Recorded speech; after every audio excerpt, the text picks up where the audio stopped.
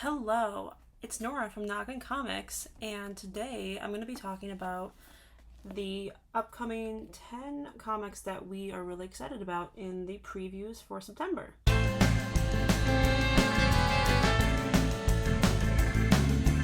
So, let's start with Image Comics. So, first, we have the next chapter in the Bone Orchard series called 10,000 Black Feathers by Jeff Lemire and Andrea Sorrentino, which is going to be, I believe, like a 4-issue series. And after reading the Passageway hardcover that they released a few weeks ago, I'm kind of curious to see where this is going to go next, if they're all going to like kind of intertwine the storylines or so. But yeah, that's an upcoming one from Image. Next from Image also is Creepshow. That will be 5 issues, it looks like, and every issue they're gonna have different creative teams. So one that stuck out to me right away was Paul Dini, who is amazing, and I need to read more of his stuff in general, like his Zatanna run. I'm really behind in comics. But otherwise it basically says it's like the Silver Coin meets House of Slaughter, which I'm intrigued by because I like both of those series. And Kyle has read the first adaptation of the Stephen King comic series, and I have not, so I may have to catch up and read that before September. The next one is Vanish, by Kyle's favorite creative team ever, Donny Cates and Ryan Stegman. So we had to include this one. It looks very 90s infused, which will be interesting. I know Kyle's really excited for it. So, and then lastly, from Image Comics is a title called Flawed, which is by Chuck Brown, and I can't remember the artist.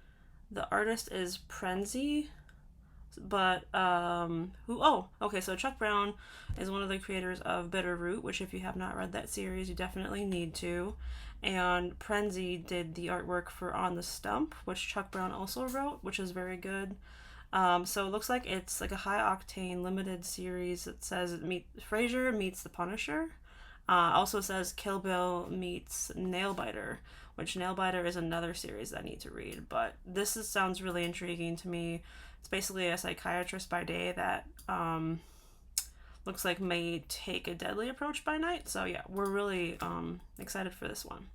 Moving on to Boom Studios, just 2 that stuck out for us for these books. You have Briar by Christopher Cantwell. And again, I can't remember who's doing the artwork for this one. But let's see. You have Jermaine Garcia, who's doing the artwork. And it's 4 issues. Looks like it's recommended dark fantasy for fans of Monstrous and Grimm, which are both really great titles. Monstrous has been so good from the beginning, and now it's like 41 issues in, which is just such a good story. So it looks like it's what if Sleeping Beauty never got her happily ever after and instead had to save herself. So it's a very dark fairy tale that just a different take on that story. So I'm excited for this. And then the other one from Boom Studios is Stuff of Nightmares, which is R.L. Stine coming in on his take on the Frankenstein mythos.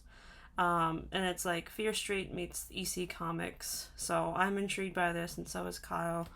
Looks like it's also a few issues. It's not going to be that long. I think it's like 4 issues. Yeah, 4 issues, illustrated by A.L. Kaplan. But yeah, that's pretty exciting. So, moving on, let's see. Dark Horse Comics. First one that stood out to us is called Masquerade, which is the first series from Kevin Smith. They're doing an imprint from The Secret Stash, and this is the first series for it. So Kevin's making his own like vigilante character, which looks like it's like a sci-fi crime drama, which will be 4 issues starting in September. So this stuck out to us. We'll see where that goes. Looks like he has a bunch of different people on it too, with screenwriter Andy McElfresh. So yeah. And then the other one from Dark Horse is a trade paperback, It's called The Panic, and let me remember who's writing this one here as I'm looking through all these pages.